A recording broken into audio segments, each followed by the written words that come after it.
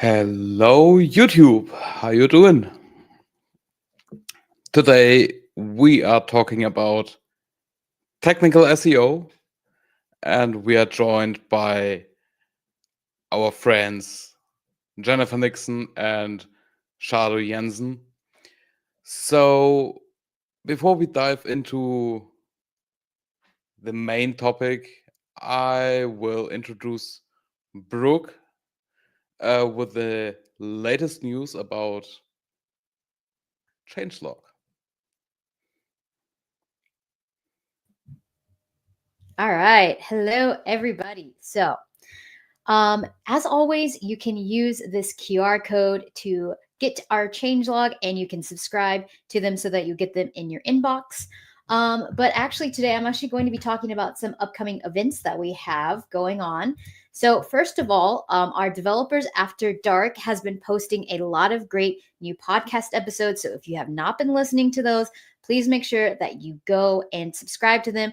This is hosted by our very own Dennis Edson, AJ Laporte, and his brother Nick Laporte. And the latest episode actually features SJ Morris, who a lot of you all know, who is our community manager. So you can go and watch that latest episode on the devsafterdarkpod.com website, as well as on our YouTube. You can subscribe on Spotify, Apple Podcasts, wherever you listen to your podcasts. So that is just a call out there. They're super fun episodes. I love listening to them while I'm getting other stuff done. Next up, our inbound call for speakers is about to close, y'all. So inbound, if you don't know, is our annual conference on marketing, sales, service, AI, and more. And this year it will be in San Francisco at the beginning of September. So the call for speakers is currently open and will close next week on February 19th. So get your stuff in. And all applicants can now submit up to 2 applications. So if you're interested in that, go ahead and scan the QR code. And I look forward to seeing some of y'all on the inbound stage this year. And we got a second one about inbound, sorry. And last but not least, the HubSpot Eco Mentorship Program will open soon. And I know some of y'all in the chat were part of our beta developer mentorship program last year. And so now this year we are expanding it. So this mentorship program will run for 9 months and applications will open on February. So when the inbound applications close, the ecosystem mentorship applications will open. So you got lots of applications to fill out, y'all. And this one will give you the ability to both apply to be a mentor or a mentee. So if you are new to the HubSpot developer ecosystem, we welcome you as a mentee. And if you have been in our ecosystem for a while and you want to share all of the good stuff that you know about HubSpot developer stuff with new people, make sure to apply to be a mentor. And actually, that is a great segue because next we have Jennifer Nixon coming on stage, and she was actually one of the inaugural mentors for our program last year. Hey, Brooke, thanks. All right, everybody. So today we're here to talk about technical SEO. But what is it exactly? Hey, Nick. So anybody, feel free to drop in the chat your thoughts on technical SEO. How do you define it? What is it? Most marketers that I talk to, they equate technical SEO to sitemaps, robots text, and page speed. Now, hopefully you're all familiar with Core Web Vitals, LCP, largest contentful paint, INP, interaction to next paint, and CLS, cumulative layout shift. If not, I'll drop the link from our last Core Web Vital 101 event in the chat, and you can check out the recording some other time. Oh, it didn't, Dennis, it failed to post, so I don't know what I did. I'll give Dennis the link, and maybe he can figure out how to share it. So, yeah, Nick, good point. Delaying scripts, CSS files for load. So yeah, so today we are going to go beyond Core Web Vitals though, where we talked a lot about that. Page speed is just one part. And so many people focus in on page speed and miss a lot of the other technical SEO. So at the most basic level, technical SEO is about optimizing your website's architecture to improve organic rankings. And we all know why organic rankings are important. The SERPs are changing, right? AI is changing everything, the way that it looks. the way that it functions, but there are still so many ways that you can optimize your website to rank organically. So, trick question: how many H1 tags should you have on a page? Anybody? Any guesses? H1 tags. Who thinks there should just be one H1 tag? And how many people think, nah, you can just have as many as you want?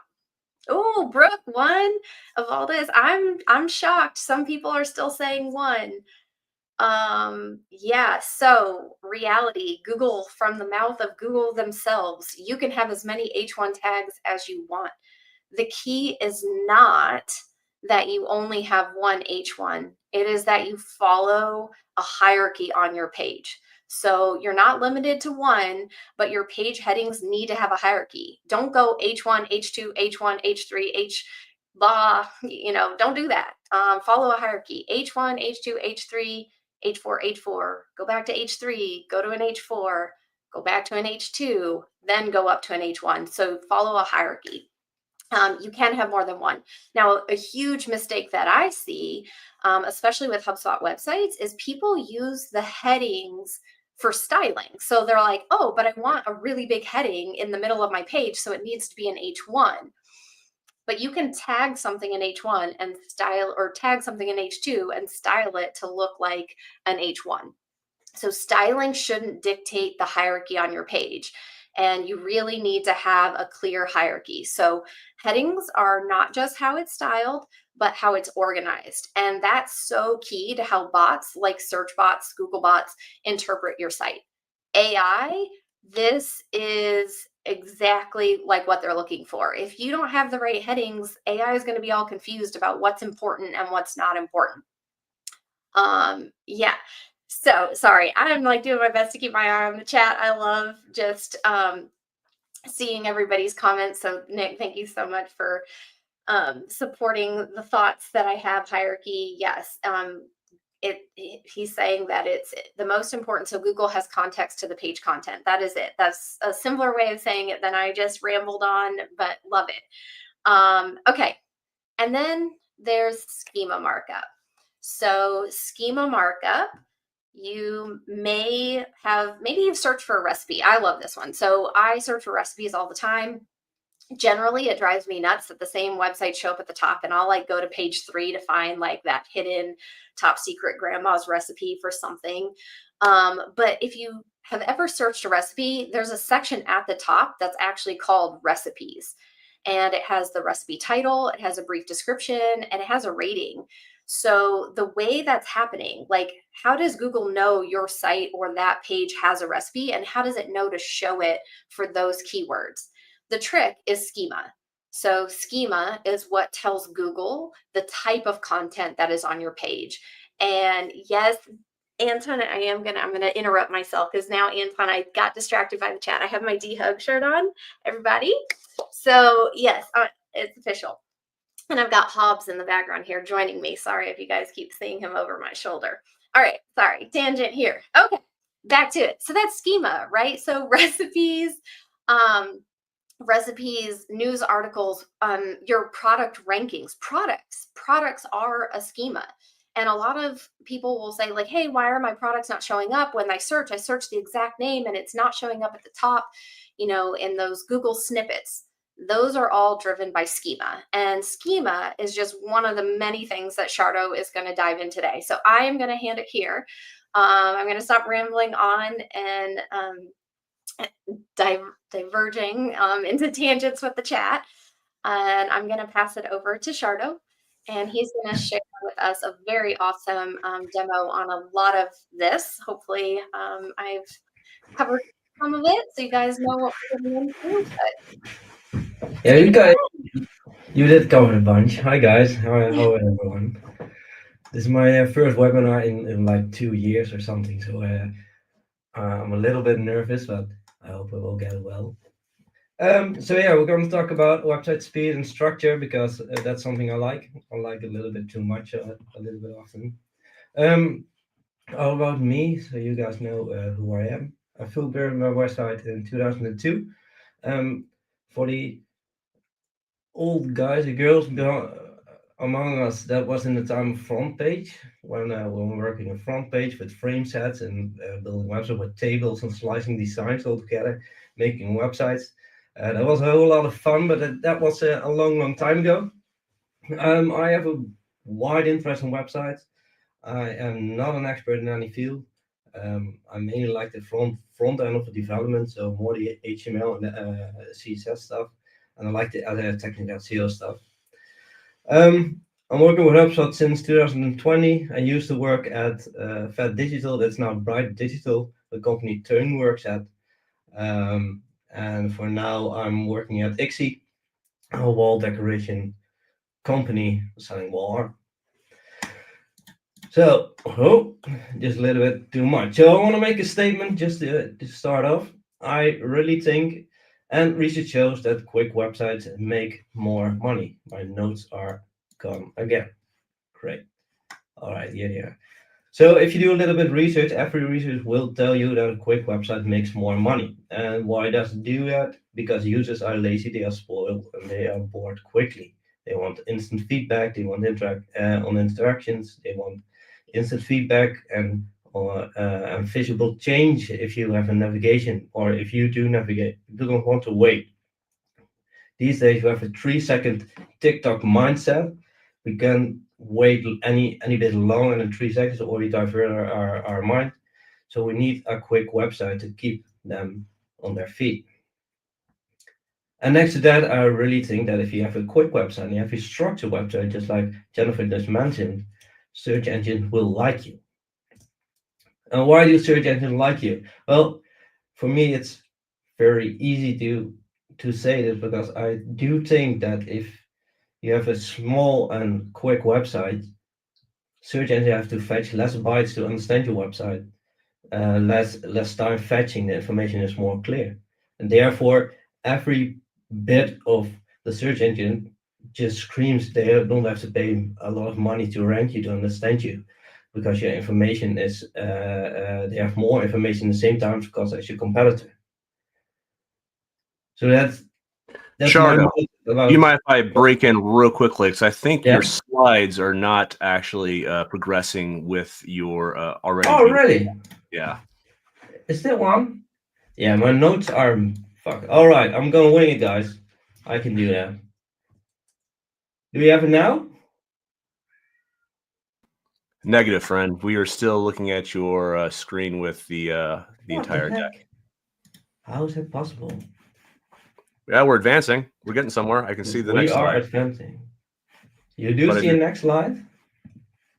What about now? It's okay. If you just want to go on the sidebar and just like advance one at a time. I'm sorry. Like that. Oh, you don't see the percent mode. Well, that's interesting. Do you see it now? Yeah, as you do that, I can see it. Well, that was an interesting one. Okay. Still beautiful. You're doing a great job. I'm getting out of here.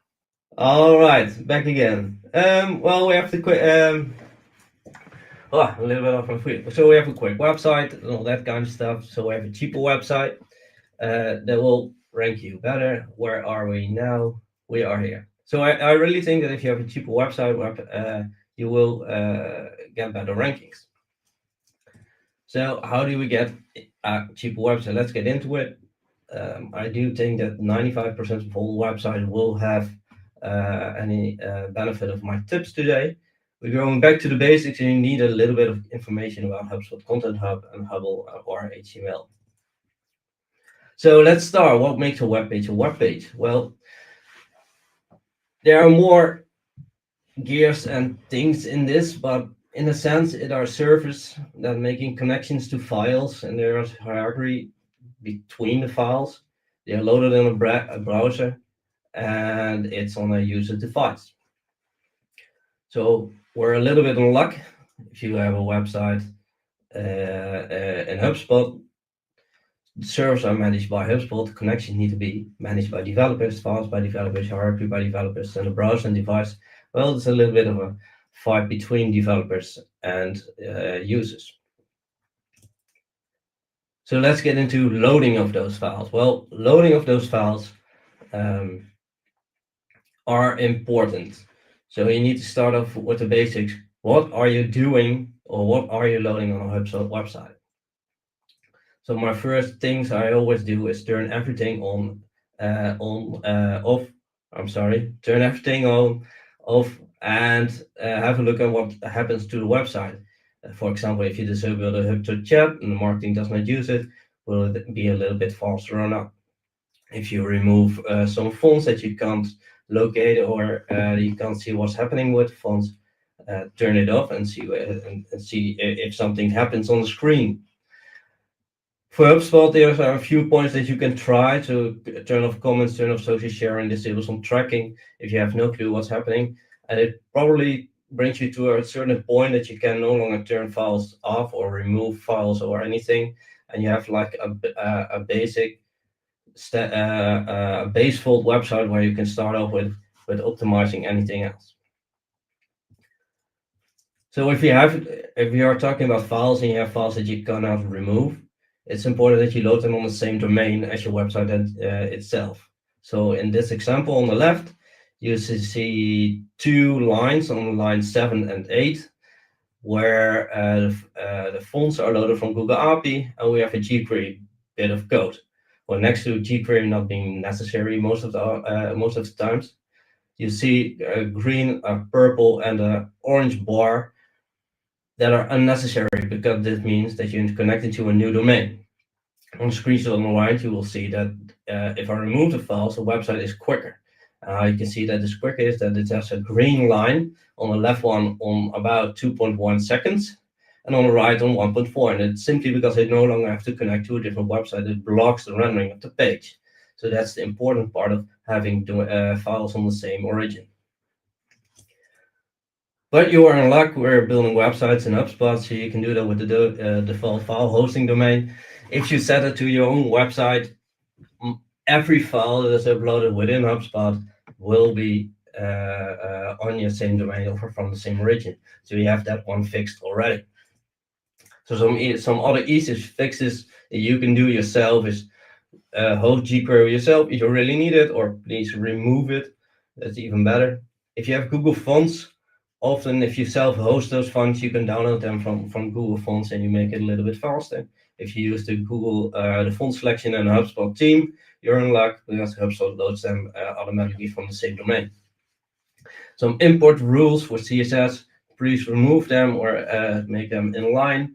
And images, upload them all on HubSpot. So it's a pretty easy fix altogether.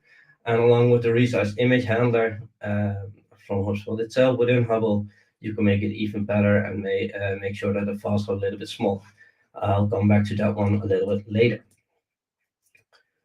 So if you have all the files on the same domain, now we are up for priorities. So you need to make sure that all files have the right priority. So how the browser works, it reads from top to bottom. A little bit different, but let's say top to bottom. And every file is encountered really evaluates the page and sees if they have to make changes or what it has to do. And every file that it encounters has a different priority. So I have done a little explanation. I will share the link later on. But if you have a background image within CSS, the browser moves down from the head file and see the CSS. And CSS is a render blocking file, so nothing happens on screen, nothing visual changes. So the page stops rendering. It will encounter the image as a background image, for example. Well, that's a pointer, the first pointer. You load that one in, and after loading the file, that takes a little bit, it keeps going down. And after a little more, the page is loaded, and you have something on your screen. But if you move the image to the header, within a header, it's even quicker. It's detected even quicker, and it no longer depends on the CSS. So that's a little bit of a win-win for you. So what do you give priority? Well, in my eyes, it's pretty simple. You have a big image on the homepage. That homepage image is probably your larger contentful paint. Give that a fetch priority high. So on the right, I have a fetch priority high line on line 7 that shows how to do that. Same with custom fonts. Fonts needs to load quickly, because if it's not an image, your LCP is probably a piece of font. of a piece of content that probably has a custom font, so make sure that loads pretty quick in the header as well. I got one on the second snippet. I do it with a preload, so to make sure that the first thing encountered by the browser is the image or is the font. If we go back to images, there's really no excuse to making images quick. We go back to the fetch priority large contentful page. You put that one on high if it's an important image. If it's not an important image or it's below the viewport, don't mention it or put it on low. Otherwise, for images itself, if it's above the fold, make sure it's loading eager or auto. But if it's below the fold, below the viewport, put it on lazy. Simple. If the browser detects your image, but it's no longer needed because it's not yet in the viewport, it will not be loaded as quickly. It has a lower priority, and therefore other things that might have more priority because they are in the viewport are encountered quicker and loaded quicker, or discovered quicker. I need to say discovered because it's not really loaded. And same goes with an image source. If you set a good image source and you have an image on mobile, you can load a smaller image than on a big desktop screen. So in this case, you can determine what is loading on what type of screen. So we go to redirects. Redirects are also a simple way to gain speed on your website. So a standard redirect, I made a screenshot from my own website, from my company. That's a simple redirect from page A to page B. But if you have multiple redirects, so I encountered an issue at our website, you see that on line 2, that's an additional redirect, a second one. But it's 366 milliseconds of waiting, of doing nothing for the browser before it goes to the next page. So the user also has to wait 366 milliseconds before it sees anything. And that's just a waste, so you need to fix those redirects. And the redirects are fixed by simply linking the first URL to the last one in line, so it no longer changes, and also the temporary URL, so the second domain to the third domain. How to find all those redirects? I really love the tool Screaming Frog. It's one of our favorite tools for technical SEO and all sorts of other things. But you can run a Screaming Frog website. It scans your whole website with all common issues and all URLs. It's really, really powerful. Also really heavy, so make sure you have a decent laptop or computer. And in the overview tab, you can see all the redirects. And you can also see all the redirect change. So you can click on one and see what is happening. So if you have all the structured data, if you have all the website speed in place, we can talk about structured data, because structured data is a really powerful tool. So what is structured data? Well, structured data is a way to tell the page what is happening on the page. So what is your content about? And there's lots of ways you can structure the data. So Jennifer already told me you can have a H1 and H2, a paragraph or anything. That's structuring your data, your content. Same goes for search engine in your browser. What is in your title fields in your tab, and Google or a search engine understands what the title is of your page. With microdata, you have is a more extensive way of HTML telling search engine what is what within the content, but it's not used for styling. And with JSON-L2, you have heavily structured information about your website. And that last one I really want to talk about today. So then don't let you search engine guess what is what. Give them a little bit of help with structured data. So with structured data, you can tell a search engine what is the price of a product, or what is the organization of a blog, of an article, or what are the amounts of product in stock. And you might ask, hey, if that's on your website and it says stocks 5, for example, yeah, that's fine. We can understand because we are human. What if we tell if someone else goes along, if a search engine goes along and sees a number 5, it has no clue and no reference to that stock. And with structured data, you can simply say, hey, it's the stock of the product. is 5. So that's a really clear way for search engines to understand, for crawlers to understand what your page is about. And there are many, many ways to do this. So I can show you a bunch later on. So the benefit of structured data is it gives you search engine an understanding of you and your page. It makes a better understanding of your entity because you're telling which piece of content is written by who or by which organization and all that kind of stuff. You link to social media, so you build up a whole entity of yourself online. And also the benefits, and that's a little bit of why I'm here, is that it also provides rich snippets. So you have a better SERP, a better look and feel, high positions, and CTR. So for example, I made a quick demo for my own. These are 5 stars in Google. That's really a page of me in Google if you look it up. And I have the review snippet in here. You see 5 stars as 5 stars in my search engine ranking page.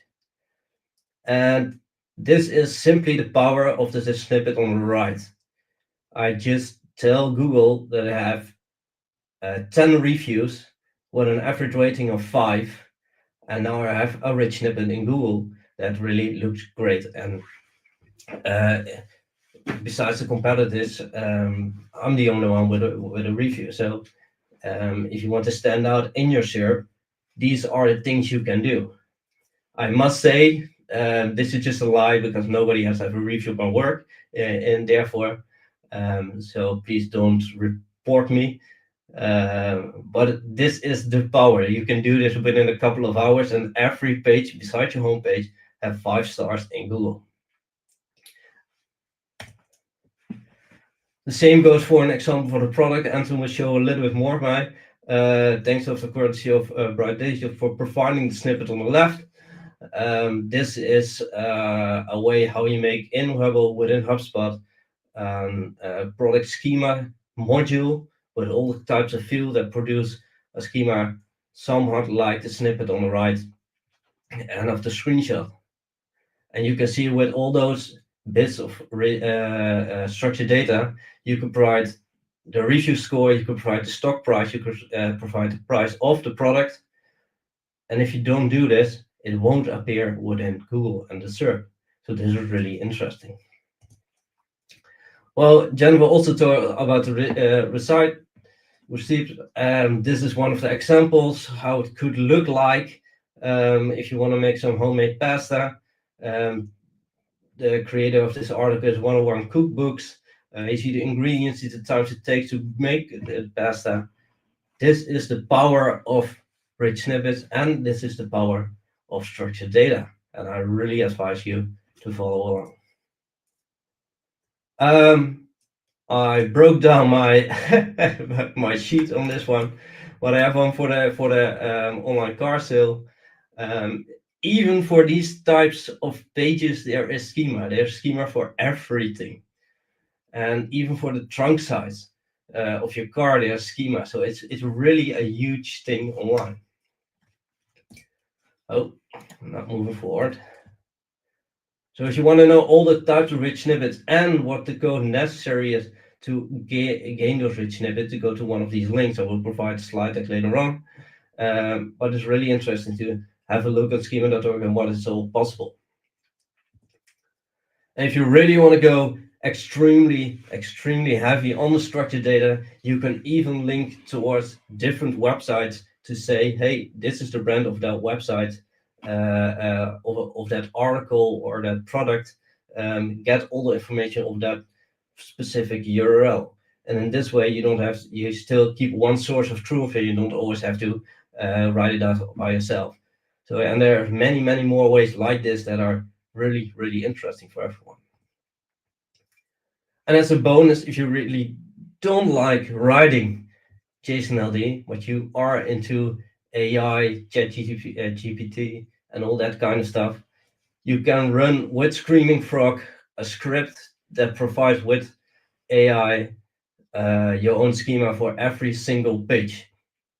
So you don't have to do it yourself. It is possible. There are lots of other tooling, but this one is just released on Well, it was today. The article came up today, so I put it into the slides. But that's an interesting point.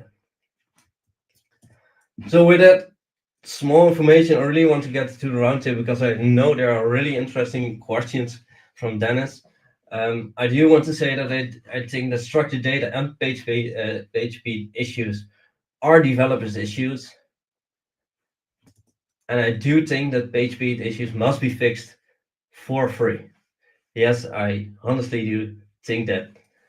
And the last one is that structured data of any kind should be built by default, because we all know it exists, so it's no reason to leave it out in any in any situations. I want to thank you, and I want to give it over to Anton because he has a great demo of the product schema, if I'm right.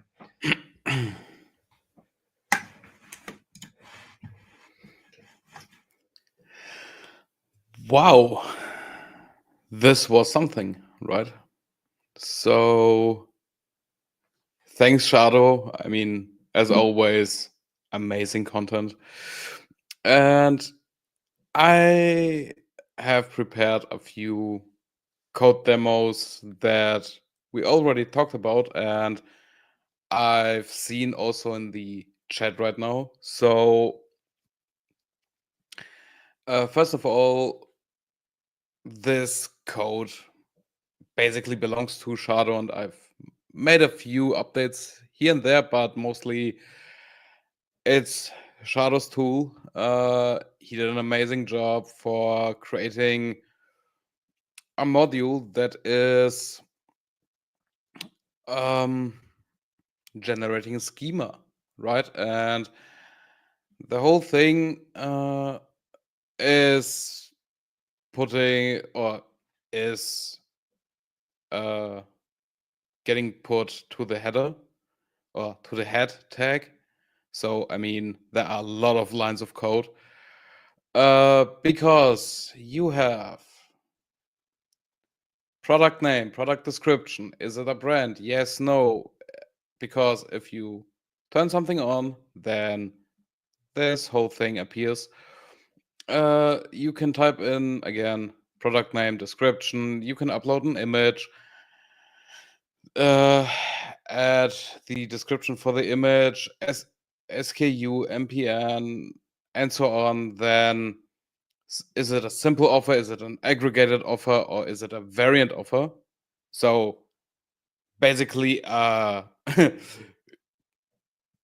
configuration module for your schema, right? And if you are using it in production, then it's also possible to just put in data automatically from the page. And how this can be done or can look is something that I've done many years ago with my OG details module. So it looks, where is it? There we go. So basically this OG module, the OG information is for social networks. So also something worth considering when optimizing SEO. And this module here is built quite simple, I would say. So it uses either the module input or automatically grabs the page meta or the meta description, featured image if there is one. If not, you can set one, and so on, right? So the schema header is very, very similar to that, but with different information and a lot of information, so to say. Again, we have, let's just stay with a simple offer here. When we enable that, we have the SKU, this number, then the offer name, you can set a price like 9, right? And this is something that I've added today. You can set the currency and it will automatically add the price currency and convert the number. And if you're looking at, or if it's implemented in a page that is, for instance, in English, then it will convert the price to the US version, I would say. If it's on a German page, then it will transform the price to the German writing style. You have price valid until like a date. Conditions, is it in stock? Yes, no. You have seller information, so quite a lot of stuff. And yeah, the last thing that I want to show is preloading images. And it was mentioned in the chat by Nick and others. And also Jenny made the introduction to this in the beginning. So what you want to do is you want to preload your above the fold image. And to do this, it's quite simple, I would say. So the only thing that you really need are basically those 3 lines of code. Is it readable? I don't know. Let me zoom in a bit. Okay, now it's getting really big. Yeah. So basically require head. So this will be put into the head tag automatically. Then preload image, and then in this case, how I've set this module up, hero config, background image, and then just the URL. Also, what this module has is you can set the fetch priority, which Shadow mentioned. And since I've read that in the chat, let me zoom out a bit.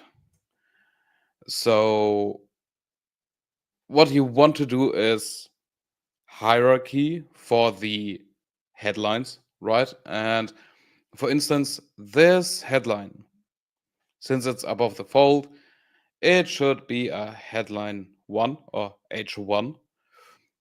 But maybe you would like to have it in a different style. So for instance, let's say an H4, right? So we have a headline tag H1. So Google will see it as an H1, but the user or the human, I would say, will see it styled as an H4, right? Super simple. Basically, what you have to do is, yeah, like put in a choice field with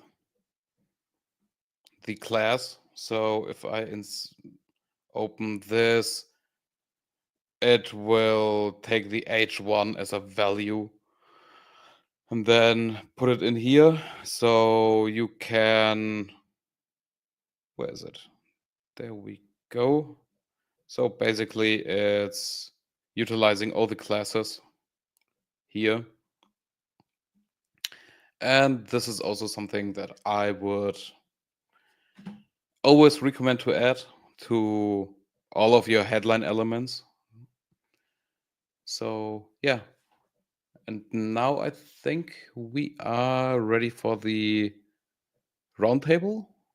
Let's freaking round table this. Let me get everybody up here real Yeah. quickly. I'm going to remove your screen. Yeah. Jennifer, get up here too. Okay, this is beautiful. But I want to start first of all about the structured data. Sharda, when you're demoing that, it kind of looks static. I'm assuming there are better ways to actually input the values when you are creating that module, correct? Are you pulling from other sources? How's that work? Yeah, what you can do is or create a static. So on every page you have to fill all the information. You can grab it from a HubDB or anything, or a custom. What is it called in HubSpot? Custom objects. There are, or even sources outside of HubSpot. If you have a server somewhere running with a database, you can put it in. So that it's really broad in how you can fill the information, and that most often is also the hardest part of structured data, if you ask me. Yeah, I'm curious to know how. I mean, this is obviously very important. How do you talk with the marketing team to make sure that you're getting the right things in there and it's easy for them to deal with? Toon, I'll ask you that one. Yeah, great question. It really depends on the kind of structured data that we're working with. So if you're looking at like a breadcrumb structured data, that is mostly something that we make manageable from a module. But we also, for example, have a job posting site built on top of HubSpot, and that is pulling data from HubDB. And that is all built dynamically without having the marketer or the manager of the website having to input additional data. So it depends on the use case. Yeah, for sure. I'm going to go through a few questions we got in the queue here before I get to some hot takes I want to see everyone explode and discuss. Okay, starting at the top from Steve. I notice you have require_head. Is that recommended for this schema? I have been loading at the bottom of the page. Sharda, that was from your slides, I believe. Yeah. Can you speak to that? It's also provided in the head, and most often people recommend putting it in the head, but it also works down below. That's Beautiful. all I want to say about it. Yeah, for sure. All right, Nick, who has a very interesting username of I'm so trash. Someone explain priority for redirects in HubSpot. If this was already mentioned, I missed it. So would you mind just real quickly covering again the redirect priorities that you discussed briefly? The redirect priorities. You mean the redirect chain and all that kind of stuff? Yeah, I would say just very quickly, just say go over that again. Like you don't want one redirect to another redirect to another redirect. Yeah, that's fine.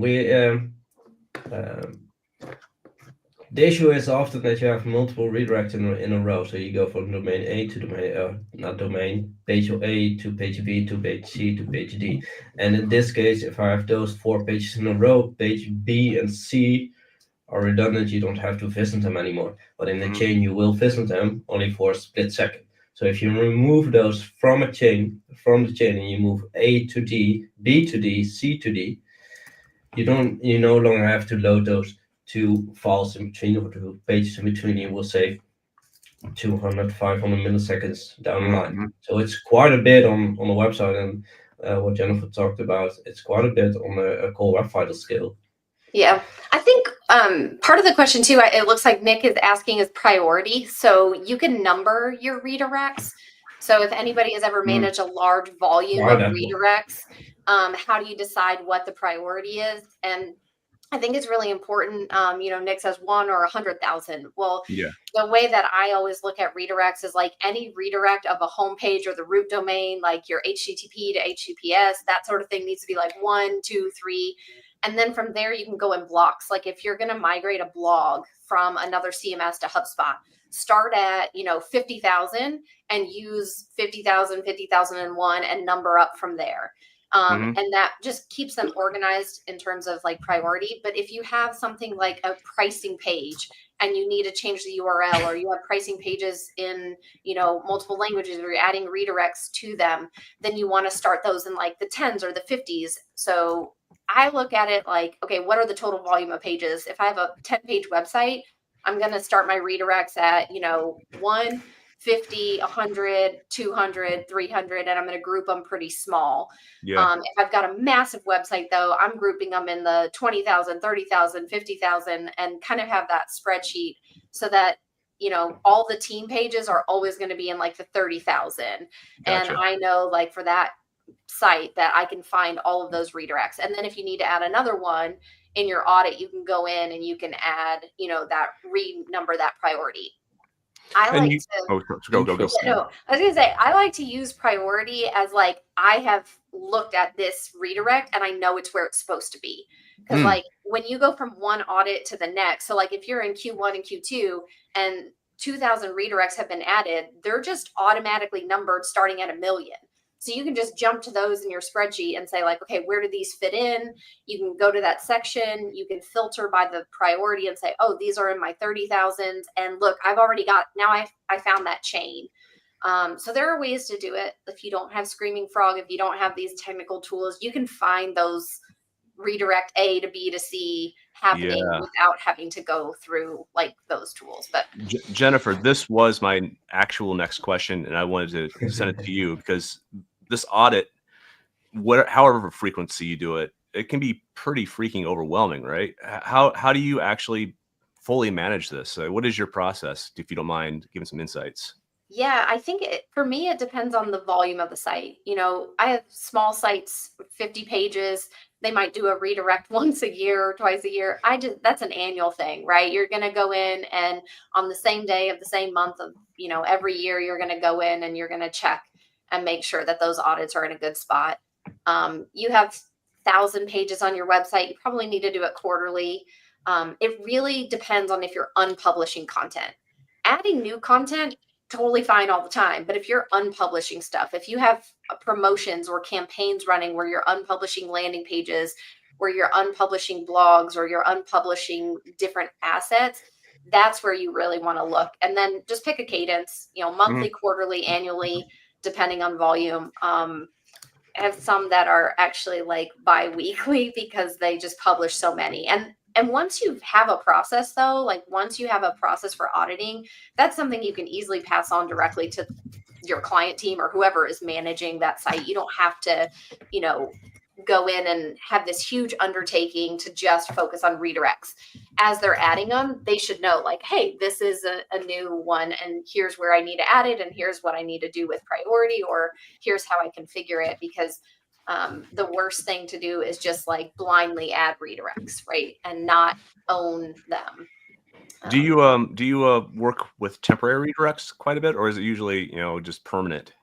Yeah, temporary redirects for me are great if you're gonna like, maybe you have like a promotion that you kind of put live and you need to pull it down because you're not really ready to push it out, or you change dates on an event or something like that. You can use those temporary redirects. It just tells Google that there was content there and stop looking for right now, but don't take it out of the index yet because I'm going to put something back on this page.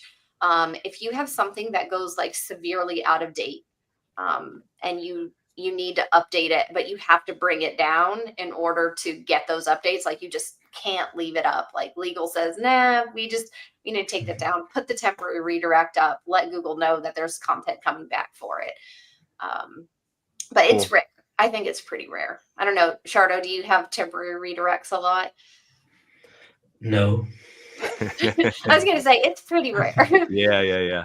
Anyway, I often just put in a simple redirect, and I still stand by my case that if you remove a page on purpose and it has not that much redirect value to it or rank to it, just leave it at 404. It's removed. It's not there. It's fine.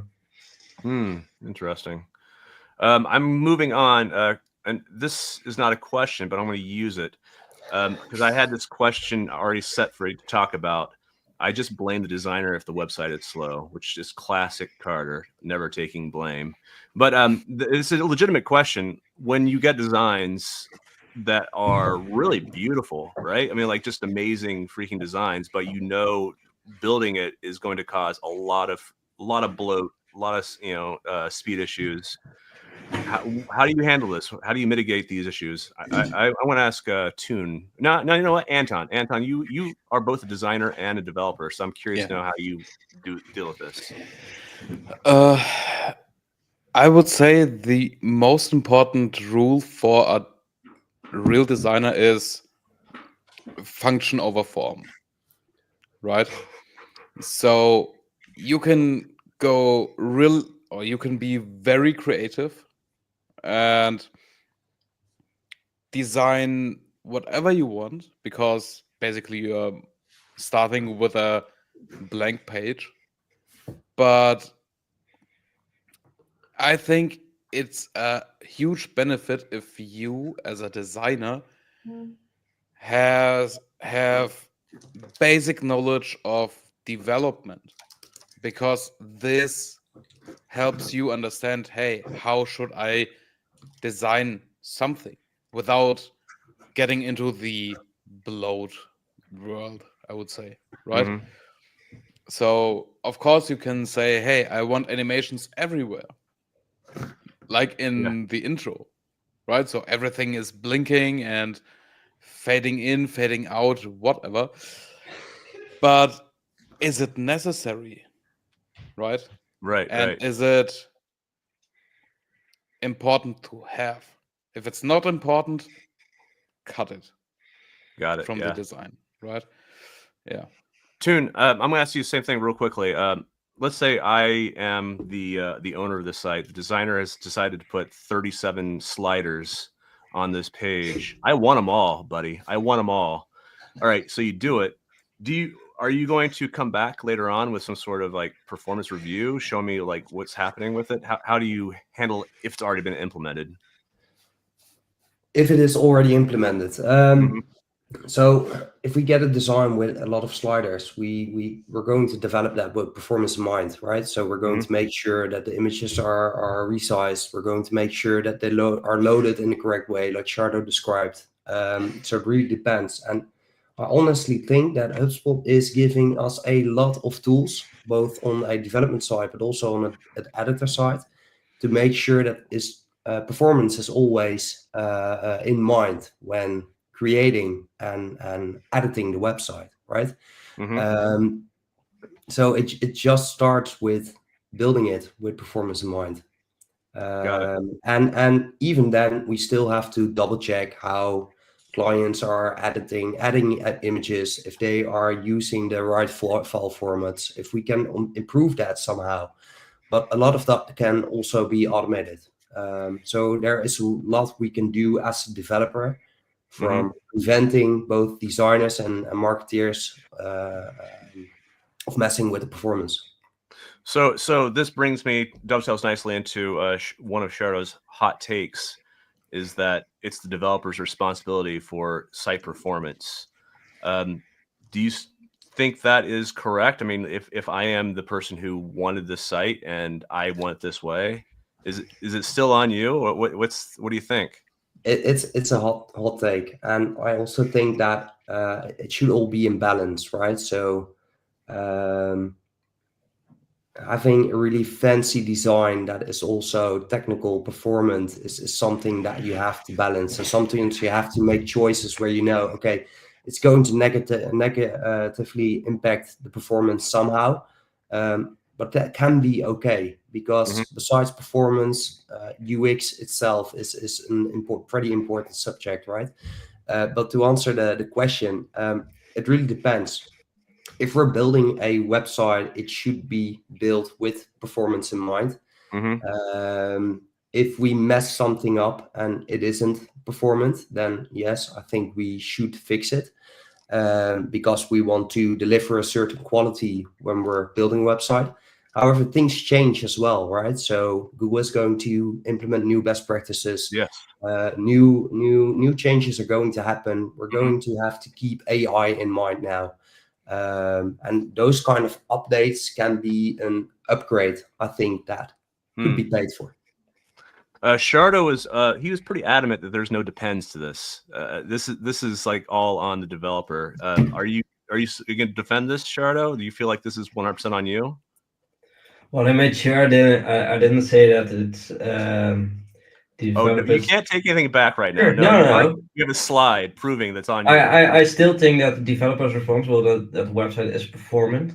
I didn't say that it has to meet the core web vitals guidelines, because indeed, if you have a huge slider on top, it's an UX problem, a marketing problem. They didn't do the research, so they have to be eliminated by itself. But if you have a really nice website that does require more power, more time to load to make things look good, you still can have a performant website, but you will not meet the core web vitals, and that's fine.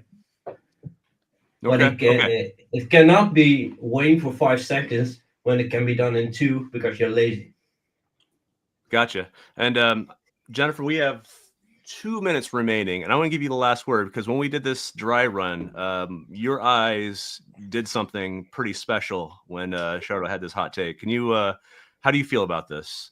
Yeah, I don't think I can recreate my eyes popping out of my head. I think that's where scope comes in, right? Like, you need to have a very clear scope, what you're going to promise for performance. You know, most of you guys are devs here sitting here saying like, well, we're going to code a performant website. But a lot of times the people selling the website don't really understand that, right? And so as a developer, you want to make it as performant as possible, but if the scope doesn't allow it, then your hands are kind of tied. And so you have to have a very clear line of communication of what you're promising in terms of performance. And that should just, anytime you're doing a website, performance should be a line item in your scope. And then you hold yourself to that. Brilliant. It's perfect. All right, I'm going to end it there, folks. Please come next time. What is it, the 27th, I think it is? So we have our next developer hug, which is going to be on the Elevate theme and CMS React. We've got some opinions on that already between the DHUG leaders. So we'll have a heated conversation in that area as well. But everyone, have a great rest of your week. Have a great weekend. Do you have fun and be safe out there. Later on, y'all. Awesome. Thank Bye. you. But